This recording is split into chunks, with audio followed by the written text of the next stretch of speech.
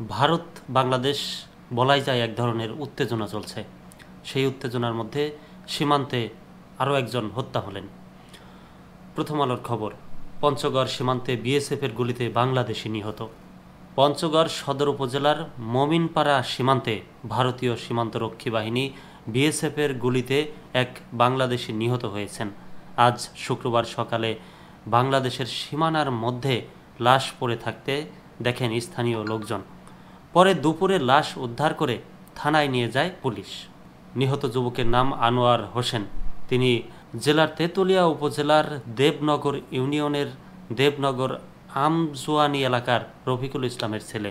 সদর উপজেলার হারিভাষা ইউনিয়নের মমিনপাড়া সীমান্তের 751 নম্বর মেইন পিলারের 8 থেকে 9 নম্বর সাব পিলারের মাঝামাঝি এলাকায় তার লাশ পড়েছিল। এদিকে আজ দুপুরে নীলফামারী 65 বিজিবি ব্যাটালিয়নের সংবাদ বিজ্ঞপ্তিতে জানানো হয়েছে, গরু চোরাচালান করতে গিয়ে আনোয়ার হোসেন বিএসএফের গুলিতে নিহত হয়েছেন। এ ঘটনায় বিএসএফের কাছে জোরালো প্রতিবাদ লিপি পাঠানো হয়েছে।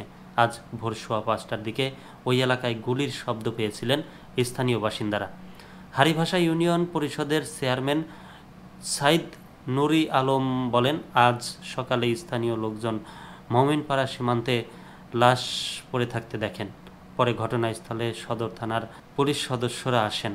বেলা 3টার দিকে পঞ্চগড় সদর থানার ভারপ্রাপ্ত কর্মকর্তা OC S M Masud Parvez মুঠোফোনে প্রথম আলোকে বলেন, সীমান্ত এলাকা থেকে নিহত ব্যক্তির লাশ উদ্ধার করে দুপুরে থানায় আনা হয়েছে। ময়নাতদন্তের জন্য লাশ পঞ্চগড় আধুনিক সদর হাসপাতালের মর্গে পাঠানোর প্রক্রিয়া চলছে। নিহত ব্যক্তির গলার নিচে বাম দিকের কলার বোন সংলগ্ন স্থানে গভীর ক্ষত চিহ্ন রয়েছে।